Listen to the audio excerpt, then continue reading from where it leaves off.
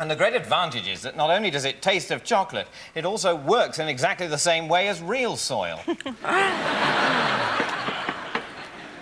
Now, I have to admit to being a little bit nervous about this next item because the guy we're going to be talking to is, let me tell you, absolutely bonkers. I thought he was on at the end. What?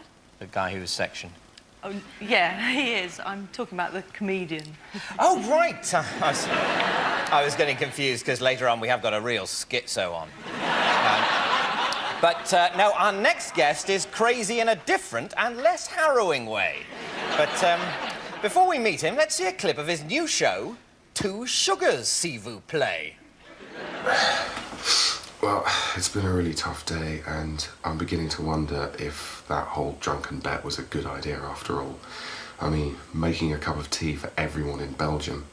What was I thinking? Monsieur... no, monsieur. Monsieur, a tasse de tea? Oh, I haven't even looked up the French word for tea. I'm so crazy. Why did I get myself into these heartwarming scrapes? Making a cup of tea for everyone in Belgium. Crazy idea. I know. Where did that all spring from? Well, this is all actually Ricky Gervais's fault. Damn you, Gervais. I call him Ricky. I know him. No, what it was I was at a party with Ricky Gervais, who did The Office and Extras, and he was talking to me, which I'm quite used to, and a certain amount of drink had been taken. I expect you mean a lot. Yeah, that's what I kind of did that joke.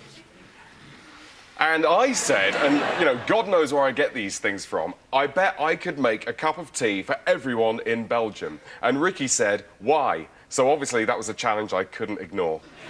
Priceless, because, of course, this isn't the first drunken bet from a famous person you've got yourself mixed up in, is it? No. Just looking at all your books and DVDs, there's Crossing Africa in a Carrier Bag, Building a Cathedral out of ham, Licking Hillary Clinton's Face.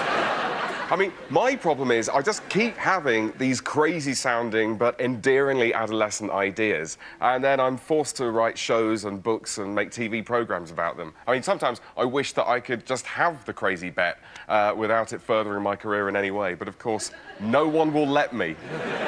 Not least your flatmates, I should imagine, because they all have a tendency to get involved in drunken bets and then publish books about them as well, don't they? Afraid so, yeah. It did get a bit crowded back in the flat when Steve was setting up the merchant bank in the Bath, and Pete was using camels instead of the tube for a year, and I invited everyone with the same birthday to come and live with me. Oh, dear. And then we had to find somewhere to put all the money.